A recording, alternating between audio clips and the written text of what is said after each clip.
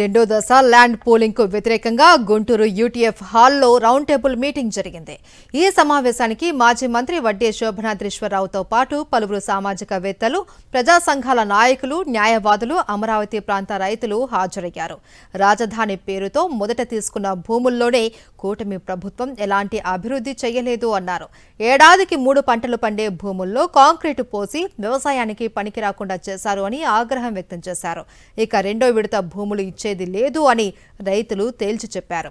రెండో విడత land pooling చేయాలి అనే ప్రభుత్వ నిర్ణయాన్ని రౌండ్ టేబుల్ సమావేశంలో పాల్గొన్న ప్రముఖులు వ్యతిరేకించారు. దాంట్లో రెండో పూలింగ్, రెండో దశ పీపీపీ పద్ధతి అనే లైన్లో వెళ్తూ ఉన్నారు. ఇది చాలా మోసం, ఏమీ జరగదు. మొదటి పూలింగ్లో ఇచ్చిన వాళ్ళే వాళ్ళు చాలా బాధపడుతూ ఉన్నారు.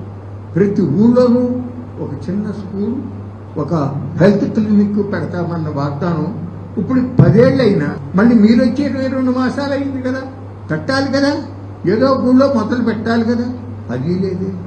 అట్లాగే మిమ్మల్ని నమ్మి టిట్కో ఇళ్ళు బ్యాంకుల్లో కూడా అప్పు తీసుకుని డబ్బు కడితే ఆ టిట్కో ఇళ్ళు పూర్తి చేయలే. ఈ నారాయణ గారు అంటాడు, ఎప్పుడో అధికారంలో రాగానే కిందటి సంవత్సరం జూన్ నాటికే అన్నీ ఇచ్చేస్తాము అన్నాడు. ఎక్కడిచ్చాడు?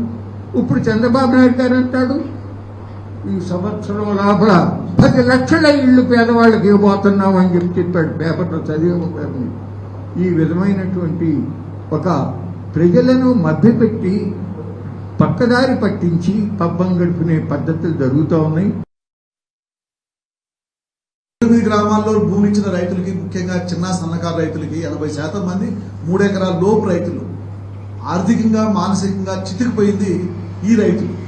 మరి వాళ్ళకి నువ్వు కుటుంబంలో ఉచితంగా విద్య, వైద్యం కల్పించుంటే కొంత ఊరట లభించేది కదా, కానీ చేయకుండా ఇప్పుడు మళ్ళా రెండవ దశ గ్రామాలు కూడా ఇదే ప్రామిస్ చేస్తున్నారు. ఇది మోసం అని మీరు రైతులు గుర్తించాలనేది మా విజ్ఞప్తి. ఒకటి, ఇది మీరు దగ్గర పెట్టుకొని, ఈ ఒక్క కరపత్రం దగ్గర పెట్టుకొని రేపు గ్రామ సభల్లో మంత్రులను ప్రశ్నించండి. జియో నంబర్ ఇచ్చినాం, నిబంధన నంబరు ఇచ్చినాం.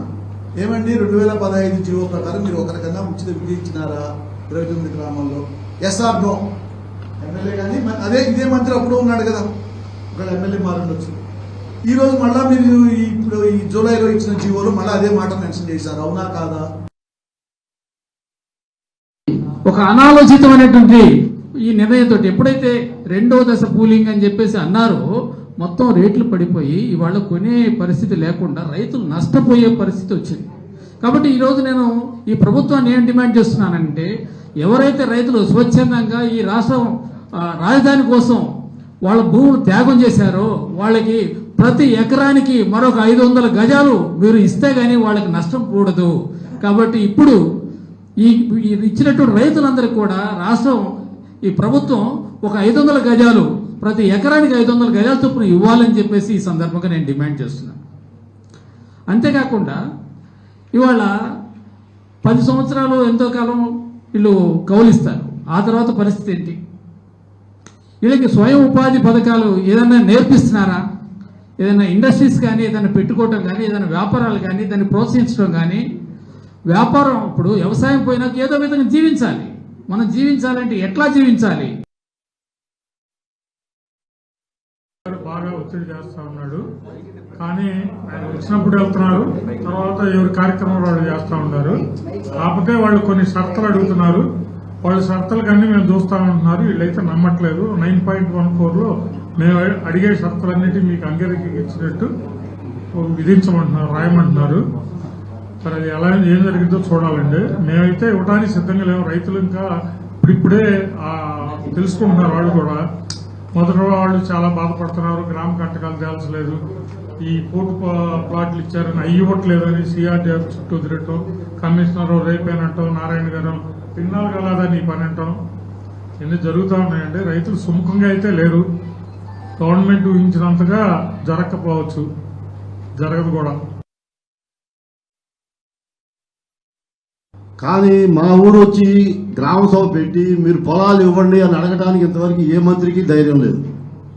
మంత్రి కానీ, ఎమ్మెల్యే గారు కానీ, ఎంపీ గారు కానీ ఒక్కరైనా కానీ వచ్చి పొలం అడగడానికి ధైర్యపడాల. ఒకరికొకరు చెప్పుకుంటున్నారు.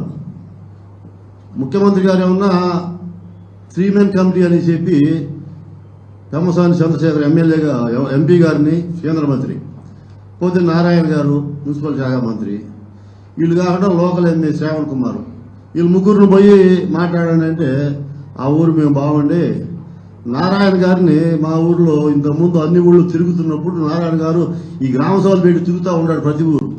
ఆ వెళ్ళే టైంలో మా ఊర్లో సోషల్ మీడియాలో ఇట్లా విలేకరులు వచ్చి మీ అభిప్రాయాలు చెప్పండి అంటే రైతులు వాడేవాడే నారాయణ గారు మా ఊరు వచ్చి పొలాలు ఆడడానికి, మా పొలాలు మేము ఎట్టిస్తాము, వాడు ఎట్టబడితే అట్ట తీసుకుంటున్నాడు, మాట్లాడుతున్నాడు, వాడు 10 సంవత్సరాలు వాడు తీసుకొని ఇంతవరకు గతి లేదు, వాడు అప్పుడు ఇచ్చిన ప్యాకేజీ ఇప్పుడు కూడా ఇస్తా అంటున్నాడు అని చెప్పి వాడు వీడు అని చెప్పి రైతుల భాషలో రైతులు మాట్లాడారు. ఇవన్నీ చూసుకొని నారాయణ అమ్మ అసలు ఆ ఊరినే పాను, ఆ ఊరు పోతే కొట్టేటట్టుగా ఉండారు అని చెప్పి గట్టిగానే మాట్లాడుతా ఉన్నాడు.